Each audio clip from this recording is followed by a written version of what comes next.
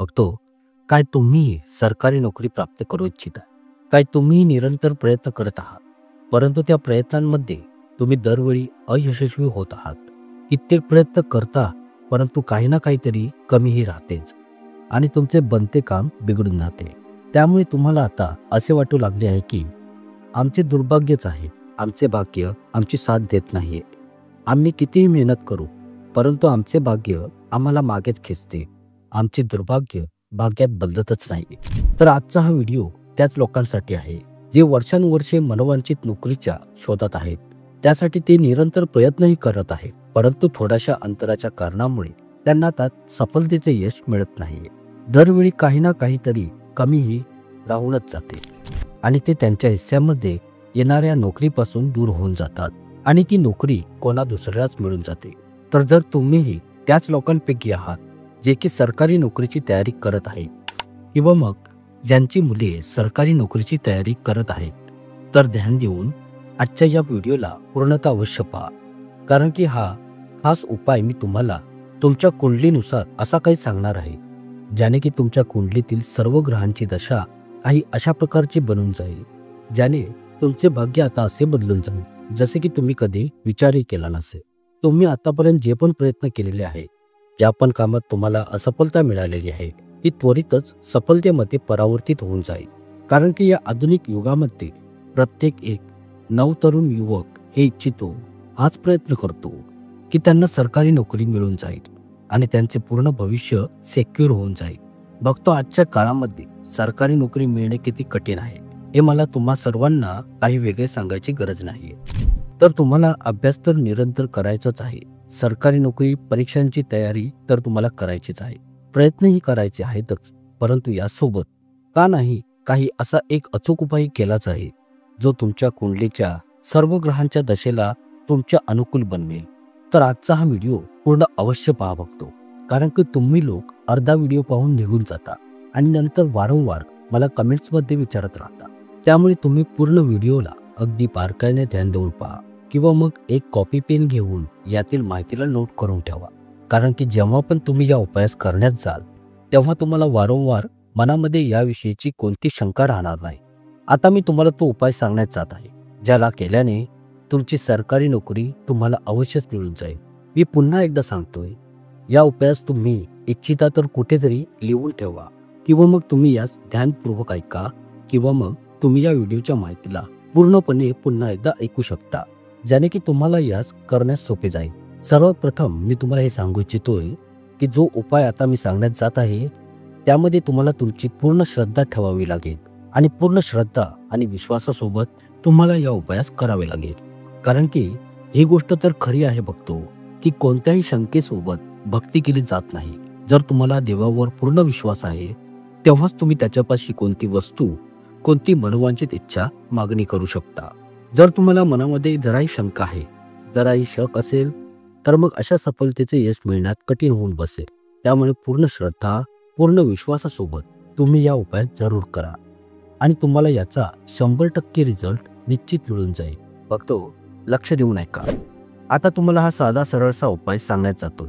तर पहा, तुम्ही तुमच्या घराच्या आजूबाजूस कोणतेही मंदिर पहा जे पण तुमच्या घराच्या जवळ असेल.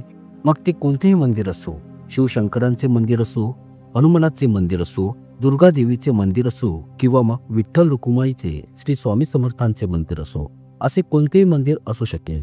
तर अशा कोणत्याही मंदिरात तुम्ही जाऊ शकता. येथे तुम्हाला फक्त एवढेच ध्यानात ठेवायचे आहे की त्या मंदिर परिसरात पिंपळाचे झाड असणे खूपच अत्यंत आवश्यक आहे.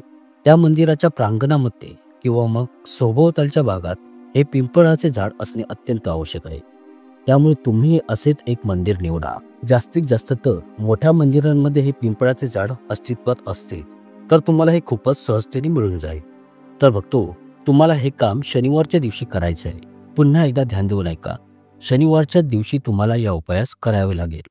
शनिवारच्या दिवशी सायंकाळच्या वेळी म्हणजेच की सूर्यास्ताच्या वेळी सूर्य मावळतीत जेव्हा जातो त्यावेळी तुम्हाला या उपायास करावे लागेल.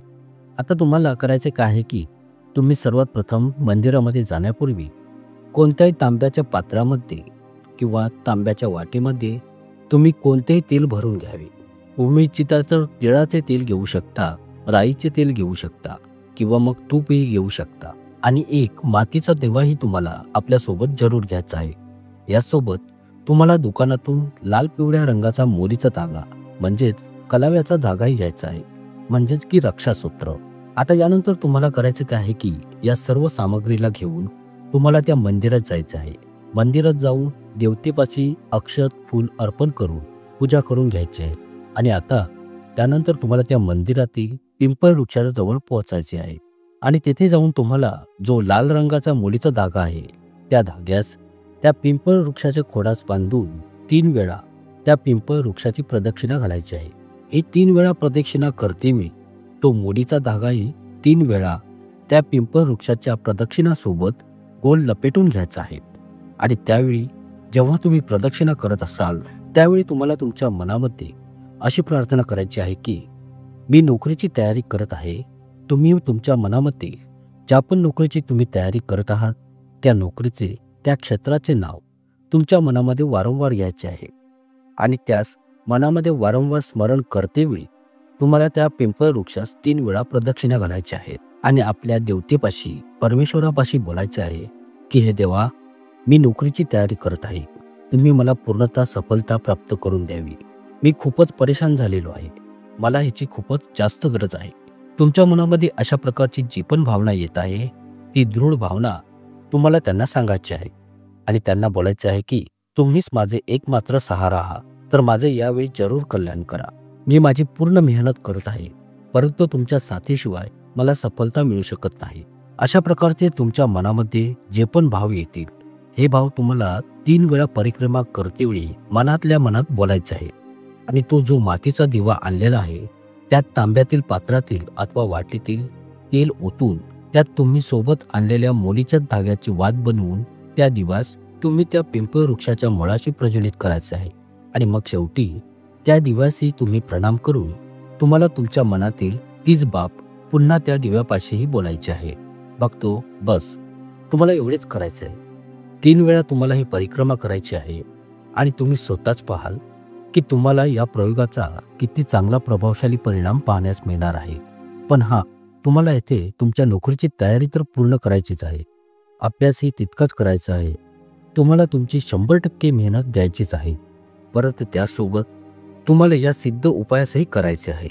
या उपायास केल्याच्या नंतर तुमच्या कुंडलीतील जी पण ग्रहदशा बिघडलेली आहे, चंचल झालेली आहे, जो पण राहू केतू काळ सुरू झालेला असेल, शनीची 7.5 सुरू असेल, तुमच्या कुंडलीतील ही सर्व ग्रहदशा तुमच्या अनुकूल बनून जाईल. आणि साक्षात परमेश्वर काही असा तुमच्यासाठी चमत्कार निर्माण करेल की तुमचा जो रिझल्ट आहे तो 100% तुमच्या फेवरमध्ये राहील. त्यामुळे पूर्ण दृढ विश्वासाने या उपायास तुम्ही लोक जरूर करा. व्हिडिओ कसा वाटला ते मला कमेंट्स करून नक्कीच कळवा. आशा करतो तुम्हाला ही माहिती नक्कीच आवडली असेल. ब्रह्मांड नायक तूच एक समर्थ. जय जय श्री स्वामी समर्थ. धन्यवाद.